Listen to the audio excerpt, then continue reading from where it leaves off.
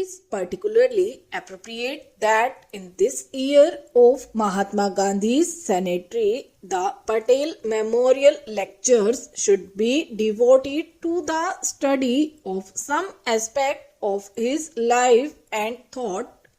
This would have gladdened the heart of Sardar Patel, who worked valiantly with him and after him in the service of the country and left the impress of his vigorous personality on many aspects of our national life.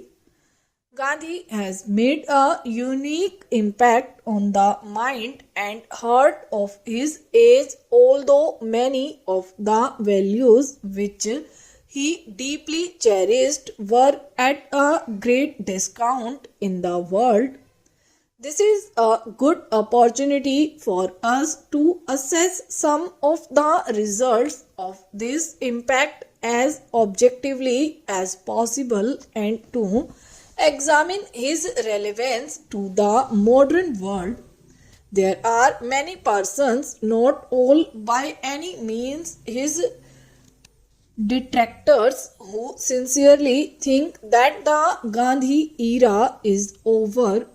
They recognize that he provided brilliant leadership in the fight for freedom as well as in many other fields where results are neither easily perceptible nor quick to mature, but having done that, this role has been completed and many of his teachings are not really valid now either for India or the world. We would do well to recognize this new trend, particularly in the younger generation, which did not have the steering experience of actually seeing him and coming under the spell of his personality. Is this a really correct and complete assessment? I hope to examine some facets of this criticism in the course of these lectures. While I appreciate the relevance of this theme to the occasion, I do not quite know why I have been chosen for the honor.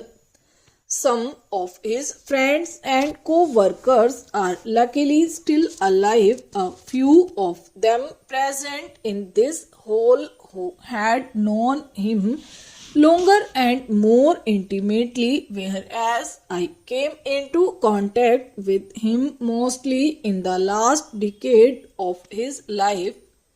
They could have done fuller justice to the theme and spoken with greater authority. Also, only last December, one of his close co-workers and a careful student of his thought had spoken on a somewhat similar theme. This is indeed good, but you will agree that this does rather queer my pitch. However, I am grateful for this invitation because it has led me to a restudy of Gandhi's writing again, and this has been an enriching spiritual experience. During the last 50 years, so much has been spoken and written about him, and he has himself written so much about his ideas, his values, and the course of his spiritual growth that it is difficult to find something original to say about him. Original ways of doing so, yes, original interpretation of his ideas possibly, but originality of content hardly, unless of course like Arthur, who has the dubious gift of being able to see darkness at noon, one set out to prove that India would have been a better and healthier country if Gandhi had not existed. However, having been offered the challenge of his this responsibility and having accepted it in a moment of mental lucidity, I shall endeavor to do my best.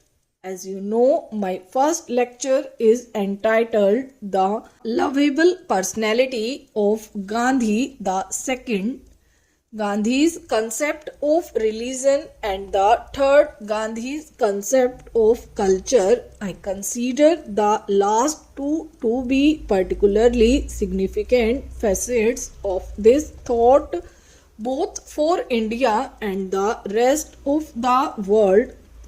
I have not considered it necessary to detail his political and economic ideas because they have already received adequate attention and their roots really lie in his religious and cultural ideas.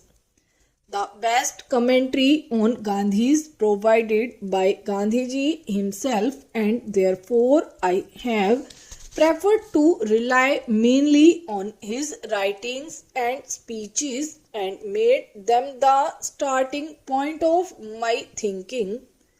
Particularly his deeply moving autobiography, My Experience with Truth, which provides an authentic account of his checkered unfolding, told with a courage, simplicity, and frankness rare in such documents of personal history. Many years ago, I had read the book and it gave me a glimpse of this mind, simple and intricate, modern and yet steeped in tradition. Some months ago, when I was in Canada, I happened to read it again and it opened new vistas which I had missed at the first reading. Perhaps this is true to all great books. They do not yield their full treasures without the labor of thought and some assimilated experience of life. In the very introduction to the book, he has set the mood needed for its understanding. It is not my purpose to attempt a real autobiography.